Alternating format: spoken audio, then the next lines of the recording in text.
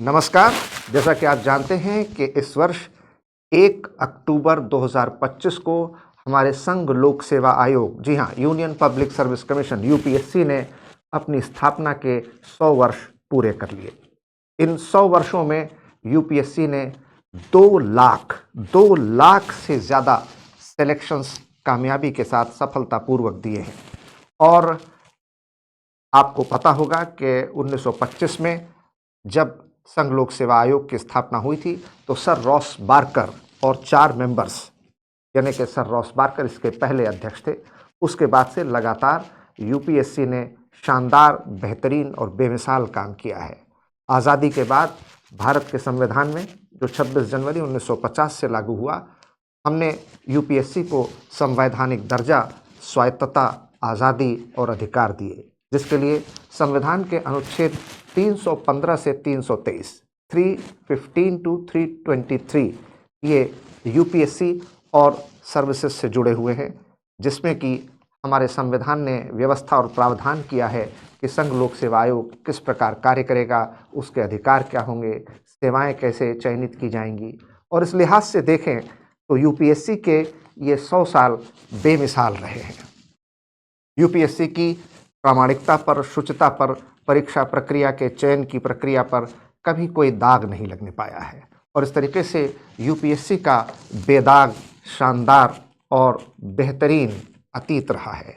इसका भविष्य और भी उज्जवल हो, इसके लिए ज़रूरत है इस बात की कि लगातार यूपीएससी के चयन की प्रक्रिया में बदलाव लाया जाए।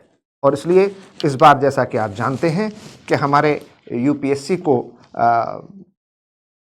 स्पीकर श्री ओम बिरला ने उसके 100वें वर्ष की स्थापना समारोह में कहा था कि ये गवर्नेंस आर्किटेक्चर का पिलर है, यानी कि हमारे देश की जो अभिशासन की वास्तुशास्त्र है उसका ये महत्वपूर्ण स्तंभ है। और ये बिल्कुल सही बात है। लेकिन इसी के साथ साथ हमारा UPSC impartial pillar of nation building भी है, यानी कि राष्ट्र निर्माण का एक निष्पक्ष स्तंभ, एक आधारशिला है। और इस तरह से यूपीएससी में बहुत सारे चयन को लेकर, प्रशिक्षण को लेकर, परीक्षा प्रणाली को लेकर, पाठ्यक्रम को लेकर के और भी बेहतरीन सुधार किए जाने की आवश्यकता है, जिसमें बहुत सारी गुंजाइश है, जो कि एआई टूल्स और technology, new age technology, future ready bureaucrats बनाने के लिए, और हमारे देश के सरकार का 1947 से 2047 तक जब हम अपनी आज़ादी का 100वां साल मना रहे होंगे, तब विकसित भारत का सपना बिना सिविल सेवा के सहयोग के नहीं हो सकता है।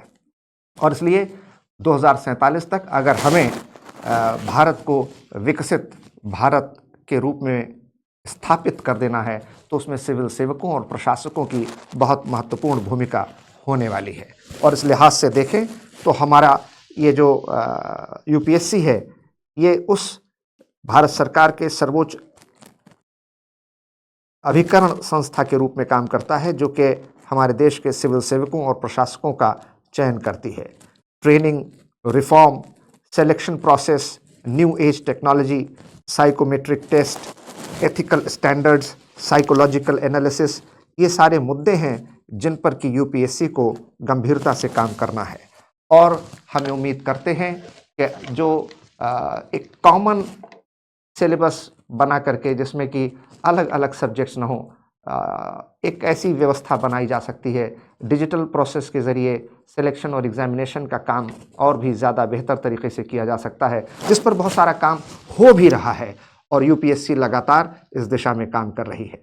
हम देश के उज्जवल भविष्य के लिए यूपीएससी के योगदान को सदैव याद रखेंगे। और जो लोग सिविल सेवा की तैयारी कर रहे हैं वो ध्यान रखें कि इस वर्ष यूपीएससी का 100वां वर्ष मनाया जा रहा है, तो यूपीएससी के बारे में थोड़ी ज़्यादा मालूमात और जानकारी इकट्ठा करें। देखते रहें, जुड़े रहें, शेयर करें, सब्सक्राइब करें और लाइक ज़रूर करें। वैद ICS लखनऊ।